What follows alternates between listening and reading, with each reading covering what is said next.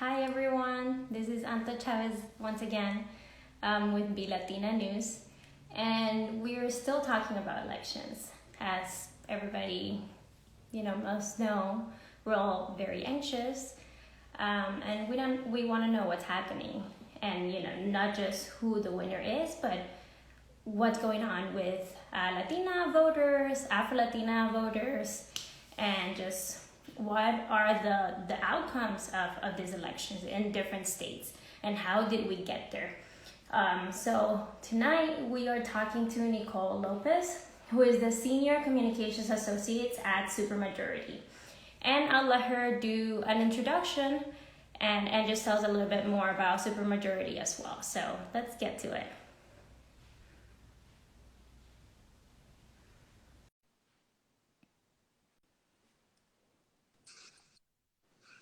Hi, Nicole. How are you? Good. How are you? I'm doing well. Where are you in the world? I am currently in California. Cool. How are things over there? They're they're good. It's a little crazy with the pandemic, of course, and we're all waiting for the results of the election. But it's good. So just staying here at home. I used to be based in DC, but I'm staying currently with my parents just for the holidays. So I came back to California. So it's a little different than DC, but I like it a lot. So it's been good. Yeah. Yeah. So let's get to it because it's not just the pandemic right now, but also the craziness of the election, right? Mhm. And so let's just start with who you are and what your role is with the organization Supermajority. Yeah, so I am the Senior Communications Associate with Supermajority, and that means that I help with our storytelling basically. I help with our messaging. Most importantly to me is telling the stories of women of color. So that's what I'm really passionate about. My main focus is making sure that the stories of Black and Brown women are being uplifted, and that we know that Black and Brown women are, leading us in our democracy. As you know, they turned out in record numbers this election. So it's really, my job along with a team of people at Supermajority to make sure that those stories are being shared. Yeah, of course. So if we go a little more in depth from the election results that we have so far, what can we say and what do we know about Latinas and Afro-Latina voters? Yes. So Latinas actually made, such great strides this election. They turned out in record numbers in battleground states like Arizona and Wisconsin.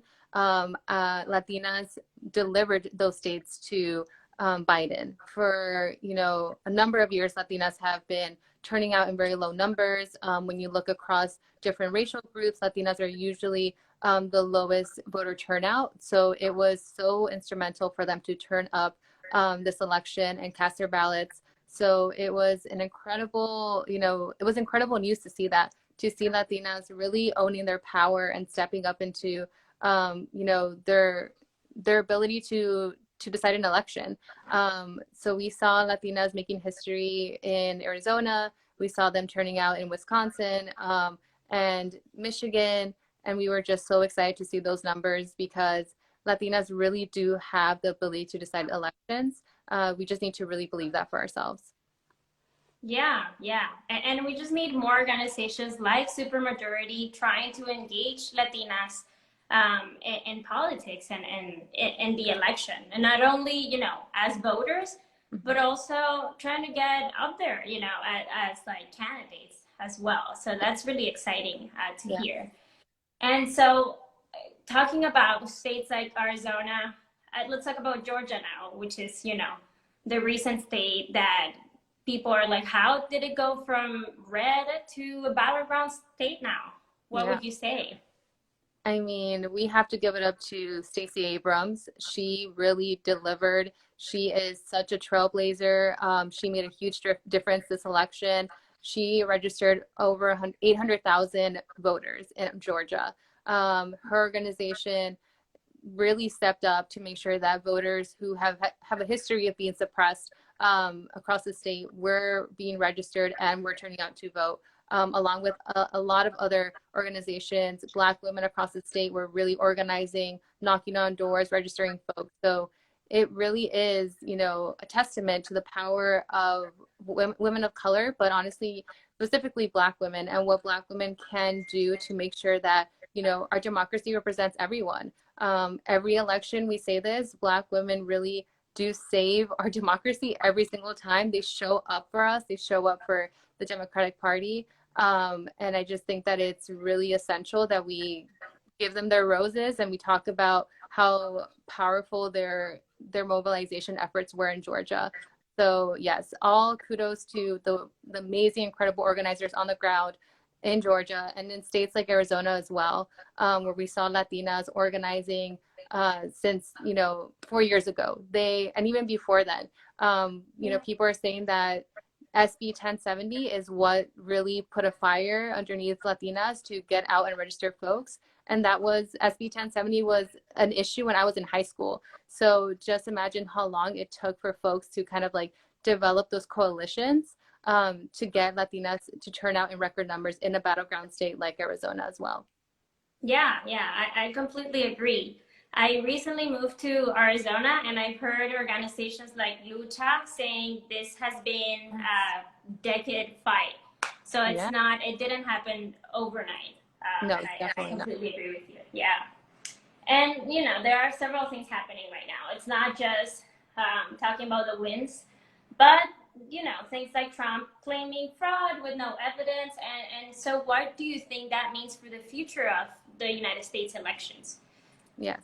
And like you said, there is no evidence to massive voter fraud or mail-in fraud or, you know, all of these claims that are coming out of the White House, unfortunately. There is no evidence to that actually happened. And so I think that what that means for our democracy is that we need to be louder than that voice. We need to be louder than folks saying that this is an illegitimate election, that we're committing voter fraud. We need to make sure that we are encouraging folks to continue to, you know, speak up and say, no, my vote deserves to be counted. It is legitimate. So I really think that for the future of our democracy, it is essential that we talk about this and say we are not going to stand for anyone who says that, you know, mail-in ballots are not legitimate, no matter who they are. Even if it's the president of the United States, we have to say that our votes matter and they should be counted. So I'm really happy that organizers on the ground are already raising that alarm and saying, no, we need to make sure that everyone understands that this election was a real election, and mail-in ballots are legitimate and we should continue to count them. So I don't think that it's a time to be silent, especially when someone is claiming that this, you know, this election was stolen or it wasn't a real election, because all in all it is. And, you know, I'm excited to see the votes to be continue to be counted. Yeah, yeah. We got to count every vote. And so there are a lot of people who are stressed out that, you know, not all votes are going to be counted, or even just concerned about the violence that has been, you know, maybe not happening yet, although in a lot of places it's very ambiguous. You know, even here in Arizona and Maricopa County, there are people showing up with firearms and everything. You know, even if nothing happens, that's already intimidating, right? Yeah. And so what can people do to protect every voter's voice right now? Yes. You know, I just hope that everyone stays safe. It is really unfortunate that folks are even fearful that violence is going to be incited. And I think right now what's super essential is that we protect the integrity of the ballot counters. You know, people are able to watch them count their ballots, whether they're Republican, Democrat, Independent, whatever party, you are able to do that. So we need to, you know, protect these folks who are honestly patriots at this point. You know, not at this point, but in general are just patriots, because they are doing a job that's very difficult, very stressful, in order to protect the integrity of our elections. So I think that we should really think critically of, you know, why are folks so angry at people just trying to do their job, and also be outspoken about the fact that they're just trying to defend our democracy and make sure that every vote counts. Also, there are places, states across the country where you can volunteer to cure ballots. So you can call voters to make sure that they fix any discrepancies that are happening. So I know that there are a lot of organizations that are connecting folks to be able to cure ballots, call in voters to make sure that they can fix anything that might be delaying their vote. So I would really encourage folks to look into those organizations, volunteer if you can, to make sure that every vote is counted. And you know, it's gonna take a while, but it really matters that that folks are participating in this way. Yeah, yeah, for sure. And I think, if I'm not mistaken, you guys, Supermajority, posted some of those phone numbers where people Yes. can call. So please go to Supermajority, follow them if you don't yet, and for sure check that out. I would also like to talk about news coverage and analysis of the Latina vote right now. Why do you think, ultimately that has kind of demonstrated the need for more Latina journalists and reporters in general? Yes, I definitely agree. I love this question. I think it is so important that we have more journalists that look like us, that understand our stories, that understand our backgrounds, that understand why we're voting the way that we're voting.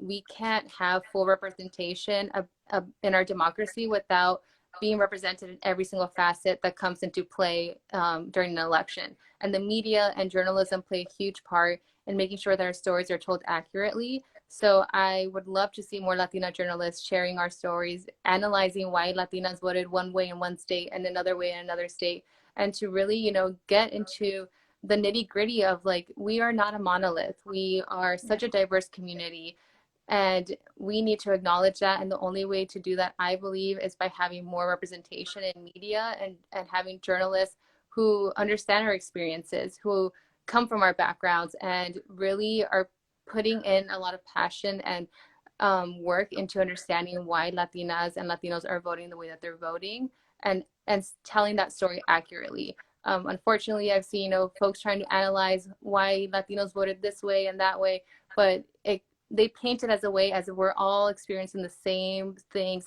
on a daily basis, which is not a reality. I live in DC and I grew up in California, and I can tell you Mexican Americans that grew up in the East Coast versus the West Coast have very different experiences. And even though I'm Mexican American, like, I would not be able to speak to that experience on the East Coast. So I think it's very essential that we have journalists who understand that. Yeah, yeah, and it depends, like you said, it depends on so many things in terms of background, their culture, the immigration status. It's a myriad of things that, Yeah. if you are not even Latina, you're just talking without understanding the story and the history, it's just not going to come through. So yeah, thank you for that. And so I think my last question would be, regardless of the winner, what's next for Supermajority? Yes, Supermajority at its core is really about prioritizing the issues that women care about, and emphasizing that all issues that women care about affect all of us.